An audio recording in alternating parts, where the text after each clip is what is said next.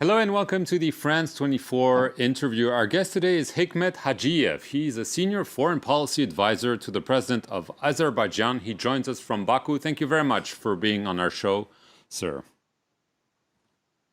Thank you. Mr. Hajiev, last week fighting erupted at the border between your country and Armenia, claiming at least 16 lives, including an Azerbaijani general. This is the worst round of violence between the two countries since 2016. Your country and Armenia have been at loggerheads for decades now over the disputed Nagorno-Karabakh region. Calm has more or less prevailed in the past few days. However, Armenia has accused Azerbaijan of again attacking one of its positions at the sector of the border where there was fighting last week. Is this true? What is your response? Thank you for this opportunity. First of all, I would like to highlight that more than it's now 30 years, Armenia's military aggression, also a war unleashed by Armenia against Azerbaijan, continues. As a result of this war, Armenia occupied Nagorno-Karabakh and 7 adjacent regions of Azerbaijan, and 1 million Azerbaijanis become refugees and IDPs. And the recent border incident is not just a sporadic act that happened in the border of two countries. It's simply continuation of the Armenia's military aggression against Azerbaijan. And we have perceived it as an act of aggression, act of illegal use of force, an act of the military provocation on a deliberate manner perpetrated by Armenian side. And Armenian side always tries to hide their responsibility for this crime. But I also want to return back to the last 2 years' development, which has provided ground for such an offensive by Armenian side. When Armenia's new Prime Minister Pashinyan came to power, Azerbaijan made a first statement and saying that if Pashinyan pursues a different policy rather than the previous rulers of Armenia, there could be some progress in the negotiation process. I would like also to highlight Dushanbe meeting of my president with the Armenian Prime Minister, and that time Armenia asked for further strengthening of the ceasefire regime and also providing conducive environment for the progress of the negotiation process. Azerbaijan demonstrated this in a goodwill and constructive engagement. We have provided all of these tenets to move the negotiation process forward. But what has happened? Armenia adopted very offensive military strategy. That's a strategy described by Armenia's Minister of Defense, new territories and new wars, and also preemptive attack against Azerbaijan. And recently also Armenia adopted new, very racist, and I also regret to say that chauvinistic national security strategy.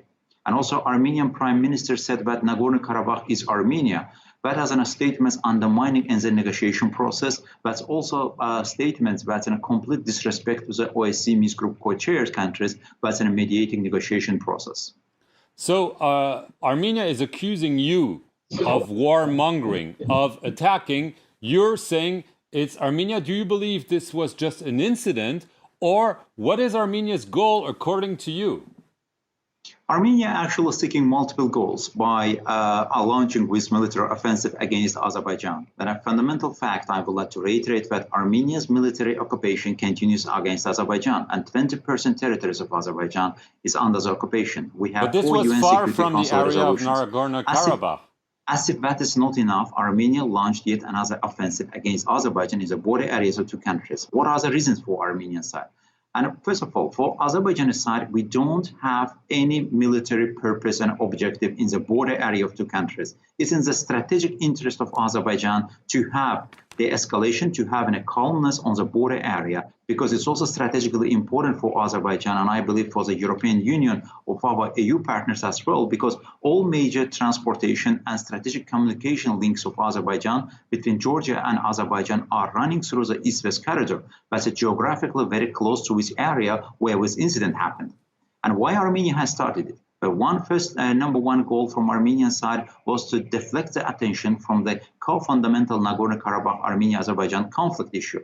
Secondly, to create a new hotbed of conflict in the region. And third, Armenia also in an ill manner tried to involve other third parties, other political military alliances to the conflict process. That's yet another risky adventure sought by Armenian side to undermine regional peace and security. Armenia also, by doing that, tried to negatively affect or pose threat to the East-West corridor, but Armenia strategically is out.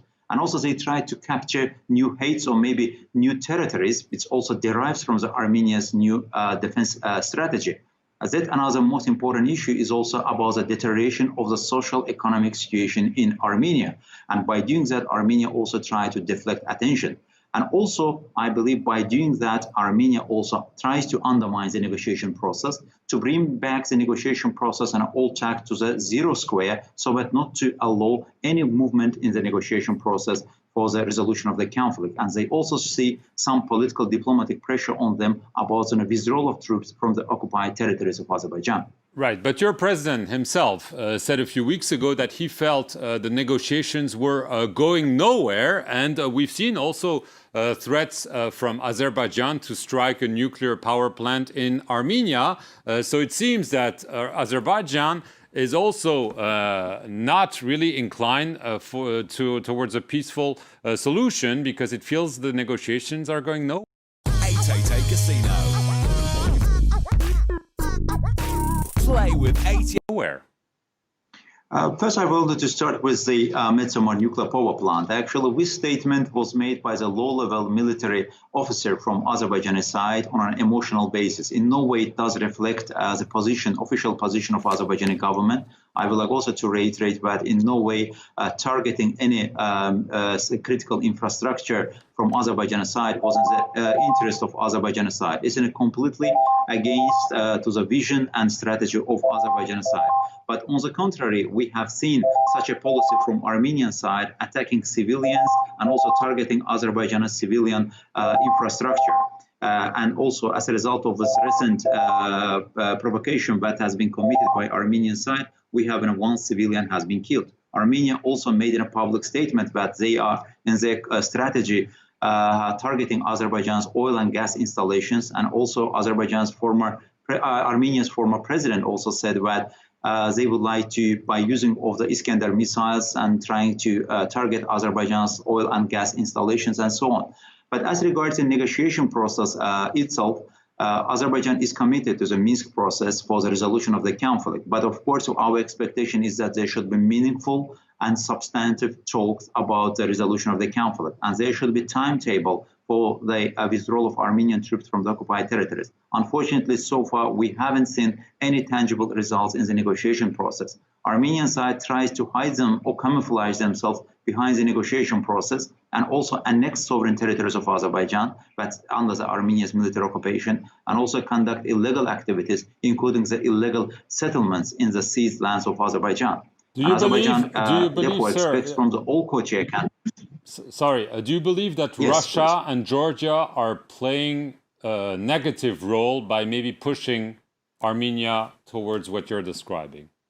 No, actually, Georgia is a strategic partner of Azerbaijan, and Azerbaijan and Georgia, we are neighboring countries and having very close relation and partnership. And we always said that Azerbaijan-Georgian cooperation is a model of the regional cooperation for other countries. I do also hope that political military leadership of Armenia will have such a wisdom to learn from such an effective regional cooperation other than seeking the policy of occupying territories of other neighboring countries. As regards Russia, Russia is Azerbaijan's neighbor, and we also have very good stable relations and strategic partnership ties. And also in this process, Russia as on a bilateral basis and also as a member of the OSCE Minsk group process tried to somehow de-escalate situation and also launched intensive dialogue with Baku and Yerevan. But of course, in the Minsk process, our expectation that all co-chair countries together as a one institution should redouble their efforts based on their mandate to focus particularly on the substantive part of the negotiation process, and based on their mandate ensure liberation of Azerbaijan's territories from the Armenia's occupation and ensure implementation of the United Nations Security Council. Now we also see once again Armenian side tries to bring technical elements to the negotiation process to hide their crimes that have recently they committed against Azerbaijan, and also to deviate the negotiation process from its core track. As a key fundamental track here is about the withdrawal of Armenia's troops. Last question, sir, because we're running out of time. Armenia has accused Turkey, and especially its president, Recep Tayyip Erdogan, of actually being the one behind this latest tension. In a way, he's saying that your country is obeying Turkey's orders. What's your response? Azerbaijan is an independent country, and actually that's a main feature that differs Azerbaijan from Armenia. and Azerbaijan is an independent country and pursues an independent foreign policy. But that question needs to be asked to Armenian side. Why you have launched such an offensive operation? Why you have launched with military adventure that also resulted in the casualties in the Armenian armed forces that Armenia tries to hide from the international community? That's also as a question for Armenia not to be the hostage of the fabricated history that they try to believe. As regards the role of the Turkey, and Turkey is a regional country, and Turkey is also a member of the Minsk Group process. In general, where we have 11 countries, and our expectation that all of these countries should play their role in the resolution of the conflict.